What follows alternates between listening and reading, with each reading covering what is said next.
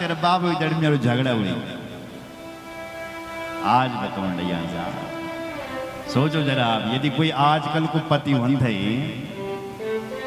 और उसका अपने ससुर जी के साथ झगड़ा हो जाता,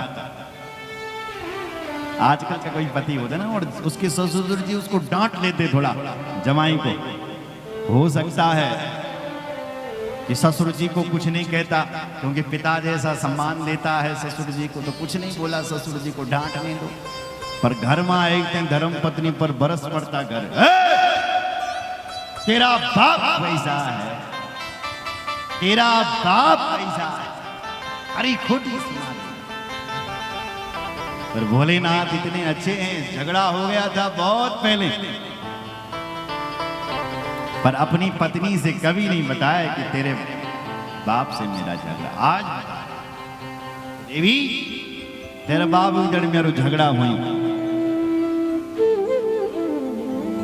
और ऐसी ऐसी ऐसी ऐसी ऐसी ऐसी गालियां दे रखी ना तेरे बाप ने मुझे कि देवी वो गाली यक चुचुवी यक हृदय पर बल चुचु तस्मिन् भगन्यो मम भर्ति विश्वकै ध्रुवं गमिष्यन्ति सुहृदृक्षवा। हृदय पर चुप रखी वो बात, वो मिट नहीं रही है। एक बात कहें देवी सती,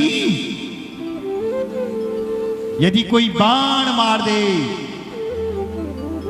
तो बाण के घाव मिट जाते हैं। क्यों साहब, अगर बल तुम चोट लगी और किसी ने चोट मार दी आपको तो बाजार फुणियन दवे आई मेडिकल में कि वो निशान तक मिट जाते हैं चोट के। पर देवी ये जो वाणी के घाव है ना, ये जो कटु शब्द के घाव है ना, ये किसी भी औषधि से मिटने वाले नहीं है, किसी भी मेडिकल की दवाई से मिटने वाले नहीं है। इसलिए ये नहीं गाली तेरा बाबू की मैंने देनी की गाली चुचुबी हृदय पर, इसलिए मैं नहीं जाऊंगा तेरे बाप की। मेरी माँ, ये बाणी के घाव कभी नहीं मिटते हैं, इसलिए सोच समझ करके बोलना चाहिए। बोलो जय श्री राम। ये बाणी ही तो है जो अपनों को भी पराया बना देती है और पराये को भी अपना बना देती है। अगर आपकी बाणी अच्छी है, स्वभाव अच्छा है, तो पराये भी तुम्हारे अपने हो जाएंगे, और यदि तुम्हारी बाणी बड़ी करकरी है तो अपने भी तुमसे दूर भागेंगे। इसलिए मीठा बोलो, प्यारा बोलो और अच्छा बोलना चाहिए। बोलो जय श्री राम। भोलेनाथ कह रहे हैं तेरे बाप ने मुझे ऐसी ऐसी गालियां दे रखी है देवी, हिंगाल दिखते हैं तनु कनु मन क्या न चैन में नहीं। स्वानां यथा वक्रधियां दुरुक्तिभिर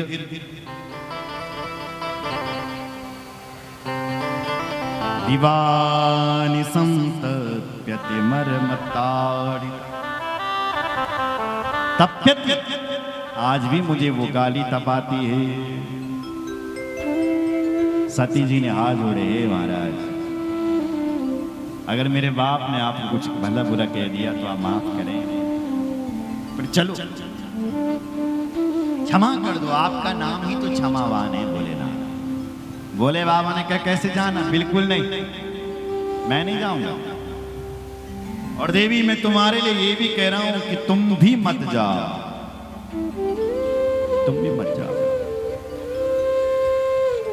हमारे शास्त्र कहते हैं, भगवान शंकर कह रहे हैं, हे देवी शास्त्र कंद बोलते हैं कि जहां पर तुम्हारा सम्मान न होता हो उस भूमि पर बल कभी नहीं जाना चाहिए, उस जगह पर कभी नहीं जाना चाहिए जहां पर तुम्हारा सम्मान नहीं होता।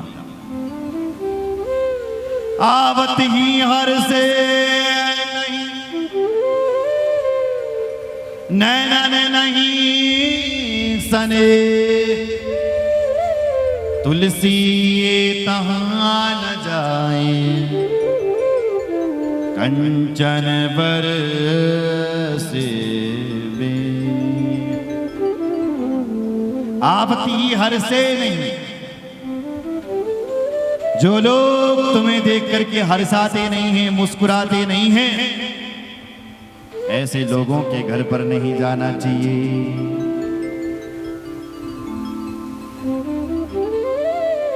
जो तुम दिखते बल कालू कदम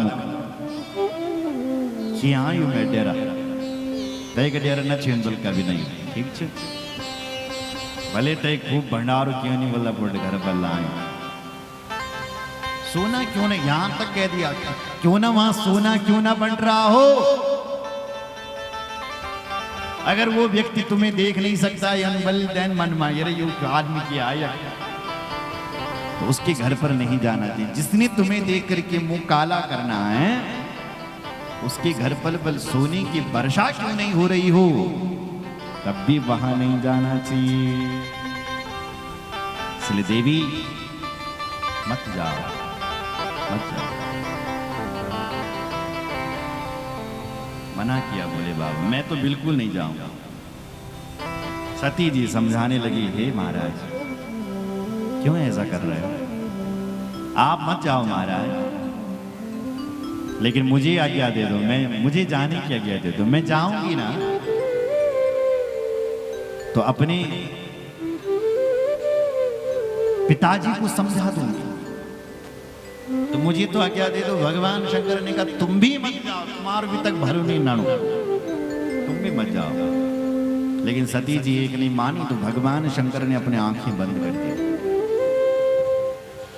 सती जी को जब पिताजी की याद आती है जो हरिद्वार के लिए भाग दी हैं, और जब भोले बाबा की याद आती है तो पीछे आती है, निर्णय नहीं ले पा रही है कि मैं क्या करूं, क्या करूं। भोले बाबा ने कहा इतना